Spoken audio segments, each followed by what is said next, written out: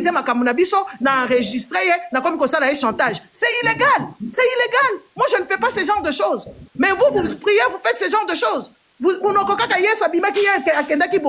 ne fais pas ce genre de choses. Moi, je suis cash, tel que vous me voyez là, même dans ma vie de tous les jours. Je suis comme ça, je suis cash. Je ne suis pas hypocrite. Je ne suis pas hypocrite et je ne parle pas derrière le dos des gens. Quand j'ai un problème, je viens, je l'expose. Et c'est pélaté. Si ça peut me procurer du plaisir, voilà, c'est ce que les Congolais manquent. Les Congolais manquent ça, manquent la loyauté et la dignité des autres. Ils ne savent même pas quand est-ce qu'ils dénigrent les gens. Quand on leur dit la vérité, comme il m'appelle Bafingi Binomeno, na lingala, muto azanga mayele, muto aikeko bina badansi ezanga tina, na jour tokoloba azazoba. Point.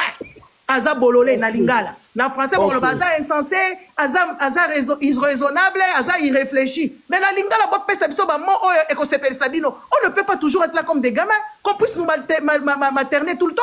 Mais non, moi je ne suis pas votre mère. Et j'ai ma façon de parler et point. Et moi aussi, je parle ainsi parce que les Congolais m'ont fait que je n'ai pas boé. Quand je suis arrivé sur les réseaux, je parlais tout doucement et en plus de ça, je n'avais pas qui lingala té.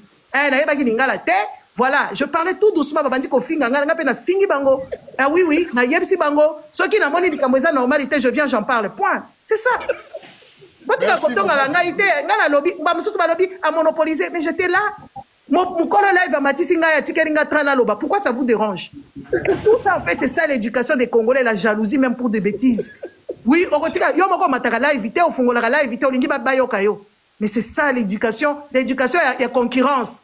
Tu vas faire des concurrences déloyales. Et la jalousie mal placée, on ne se connaît même pas. C'est quoi ces imbécilités? Merci. Merci, Maman Gigi. Maître Tcho, ouais. Moi, je pense que mon idée dans la Bible, quand on si on a posé une question, est-ce que pourquoi Jésus va le crucifier qui est? Papa, na uti musala na tongo so na banda discussion. Donc na omoni te toke na musika te mais na lo bakalo bilo mi balé. So il va crucifier qui est parce que pour na bilo mi balé. Parce que abane côté la vérité et puis abane ko sala malamu. Effectivement, je rejoins un peu, rejoindre un peu Maloba Yamama Gigi. Aux gens va preuve que Jésus va crucifier, aux gens va preuve d'en haut. Papa, ton selon moi comme sous. Parce que et ça mercredi tokozonga Jacques azalakane permanent bino pe ozaka permanent mercredi tokozana tongo mais c'est quelque chose Babylone auto lo baya sukoyo vraiment franchement bandeko ba congolais tous à gagner moko na ba touche facilité à ma on a si dans le bac yango déjà na lobi mutu soka za mayele te abundisaka batu baza mayele les problèmes c'est ça to pesi ba so ba place yango mayele loko kozwa place te tozo mona mwasi moko atikali mutaka na live azola kisa mwasi mbai na tala libumu nangane nazali ngabasi ba mibali balalanga ta 300 wana ndi live to toni to mona ngweza normal mwasi azandumba ya ndengo yo eloko lobi maître eloko lobi moralité na biso to lingi yango wana mais so ba isi baby déjà nenga zawana aza déjà sous normalité bo bengana na société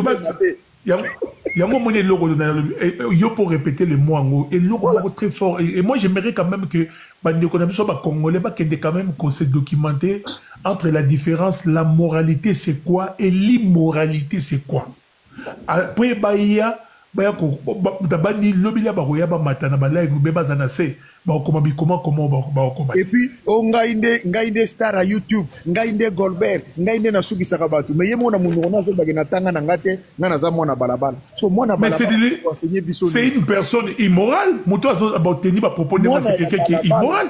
Avant d'ici, batu bazana ndaka mabala ba ya poto ayebe poto na misu la mina sali pa mimi 10 ans. Mache bino mal à l'aise beaucoup mon mode de vie ya kisalité ya kindumba wana ne mode de vie malamu. Alors biso to kota na panel wana to bandolo makam. Te biso to ozala kaka na bino bitumba. Biso c'est la vérité. Lingite comment non ndengo lingi na seme na sa mutu mobi question qu'on dit c'est la vérité. Au moins ça la bongo. Tout à fait. Voilà, parce que la vérité aux alaté, lumière peut aux alaté, photos à la boye. Congolais pas yoka, belge a utilisé qui film pour mon agita na biso simba cantine à l'ingité. Si je regarde un film na mokongo pia, c'est un simba. Donc on dirait que yoka na fibre. Alors c'est les mêmes méthodes. Langage mususu, il faut que na bango très agressif. et ça la bango bien ba maman bafanda na kuta na bango oh Gigi penda alobaka sek ngabi kasi ngana linga na sek wana po bozo yoka ngo makasi parce que souvent alobaki na bino que moni botika halate mais oki sek et sûr mais c'est la vérité. C'est la vérité. La question avant la kende. D'ailleurs, le jugement dernier, Yesoya a brisé quoi, nanana, ouais. Dans Roya, ressemble à l'église à Nani. Il y a des nilesi, il y a Kiziamina. Mais quand il y a un moment aussi d'abord, tous ceux qui vont raisonner, baromi tout na Aroya les pas banani, Aroya et puis le bien Roya le roi Moïbi. Ndé le problème aye le roi sous Moïbi, Moutaya qui vient au monaki na kuzongane, comme Aroya le roi Moïbi. Na Moïbi le roi bakange ba beta gayo mona bakange sur la deuxième fois, basoki c'est sur la comète les sous la croix. Donc ce sont des choses il faut réfléchir malgré il est écrit. Il faut l'ougazo pasteur Moray répondre à la question. Hôtel ma pe wa hôtel ba la grande place na Kisasa, hôtel ba côté nini, na TikTok ya ko sala batu na to ko lele pa nini. Rosa la couleur nini, eza ndenge. Panel, il y a TikTok quoi. Alors TikTok à mettre Choura, toi qui n'est pas Gigi, qui n'est pas Guin. Attention, on va regarder le quoi Moïbi. Bino bozoro ba boye. En plus Moïbi eza mabe. Akoya neti Moïbi mais Moïbi eza mabe.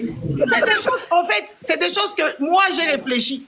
Je me suis dit, mais quand même, il y a Anguille sur roche dans Babiloko Moussousou. Et ça veut dire que Loko Moko, il y a Koyebi Sabino Botambola Malam. Tout simplement, mais la manière dont les Congolais comment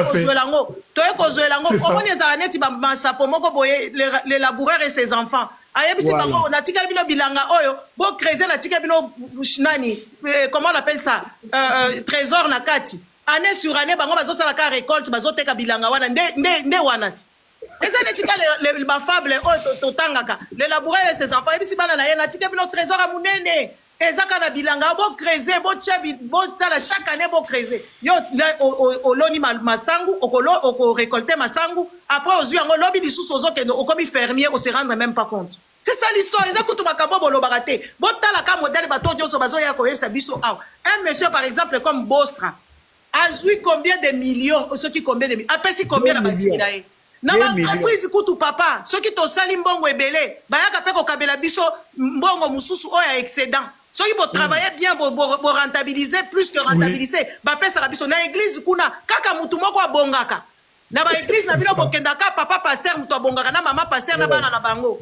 Na ba tiko bien nyoso atali bale ye mutu moko boya bien ko luka libala ba ko pesa serre oya pauvreté, akoluka famille na yo ya ka l'église na yete.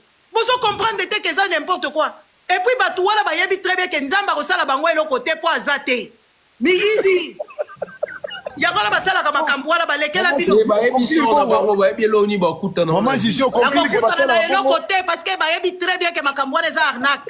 Ce qu'on t'a dit, on a philosophie, on a théologie, bazo yabisayo que oui, ezanango philosophie.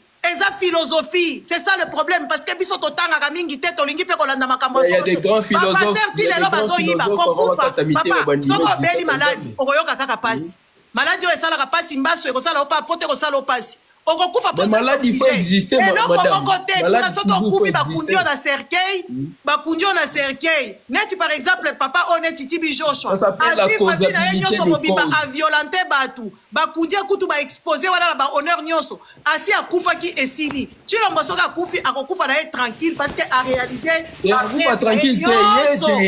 eloko moko te nzambe akosala ye ye nde asali bakongole mabe zela nasilisa Chilombo soki akufi lelo Chilombo soki akufi papa koconvaincre nga te nazo convaincre pe yo te nazo baka réalité Chilombo lelo soki akufi bandeko la ngai tokangaka misu amati ba avion akebisika nyonso akutani avec tous les grands hommes de ce monde yemo kwa za kutu alobi nde bilan na ye akutani tina ba président chinois kozonga kobima kokota sikoyo yebisanga Chilombo soki akufi lelo asepeli makasi na vie alali na bambeto kitoko akela ba avion privé oyo akokai kondima te ka zui yango sikoyo boyebisa poto zalaka ana mukili awa poto vivre bien to luka bambongo tokenda musala neti maître Tchouka za fatigué azozonga na ndaku akokwe alali akokwe za fatigué akeko luka ka mbongo mais Chilombo azwi yango na bopete nyonso arate nini na vie soki akufi asepeli soki akufi lelo Chilombo asi asepeli na ye aza kutu kuna te tali ye te tala modele anombe bato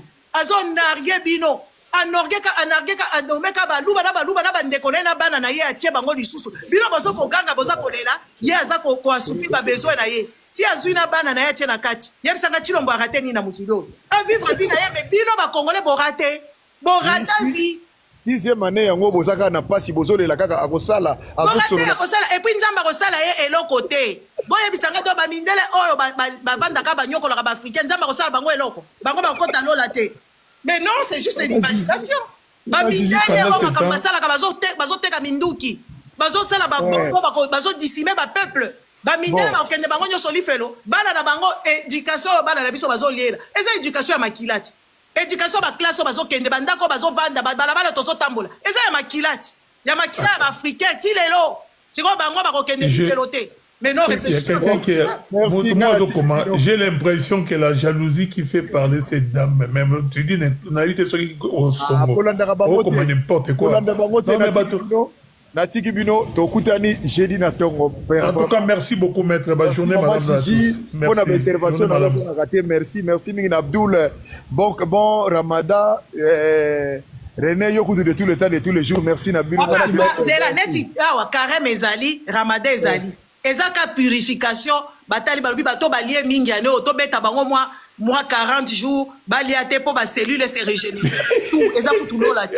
Merci. Gigi yo na eu bon Dieu. Gigi pardon. Maître Kata maître Kata. Gigi abibale mingi. On a